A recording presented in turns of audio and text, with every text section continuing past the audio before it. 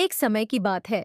एक छोटे से गांव में, जो एक बड़े जंगल के किनारे बसा था, एक दयालु लेकिन अजीब चुड़ैल रहती थी जिसका नाम था गंजी चुड़ैल।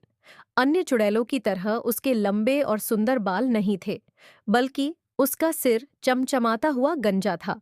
गंजी चुड़ैल अपने गंजे सिर के बारे में बहुत चिंतित रहती थी।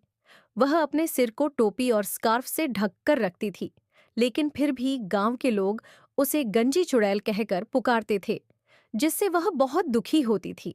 एक दिन जंगल में घूमते हुए गंजी चुड़ैल को एक पुरानी चमचमाती हुई कंघी मिली। यह कोई साधारण कंघी नहीं थी। ये एक जादुई कंघी थी, जो एक शक्तिशाली परी की थी। परी प्रकट हुई और बोली, प्रिय गंजी चुड़ैल, यह कंघी तुम्हारी एक इच्छा पूरी कर सकती है। गंजी चुड़ैल बहुत खुश हुई। बिना किसी झिझक के उसने सुंदर लंबे बालों की इच्छा की। उसने जादुई कंघी से अपने सिर को कंघी की और एक पल में ही उसके पास सबसे सुंदर घने बाल हो गए।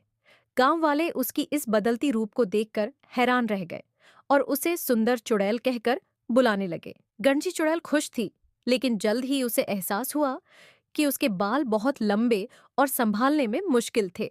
वे पेड़ों में उलझ जाते थे और छोटे जानवर उसमें अपना घोंसला बना लेते थे। एक दिन गांव में तूफान आया और हवा ने उसके लंबे बालों को हर तरफ बिखेर दिया। यह एक गड़बड़ थी। गंजी चुड़ैल को समझ में आया कि लंबे बाल होना उतना अद्भुत नहीं है जितना उसने सोचा था। वह फिर से परी के पास गई और उससे मदद मांगी।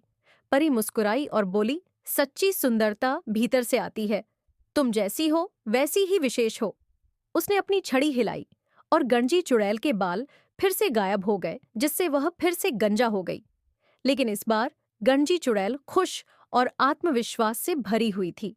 वह गांव वापस आई और गांव वालों ने उसकी आत्मविश्वास और दयालुता देखकर उसकी उपस्थिति की परवाह नहीं की। वे उसका सम्मान करने लगे और उसे वैसे ही प्यार करने लगे जैसी वह थी।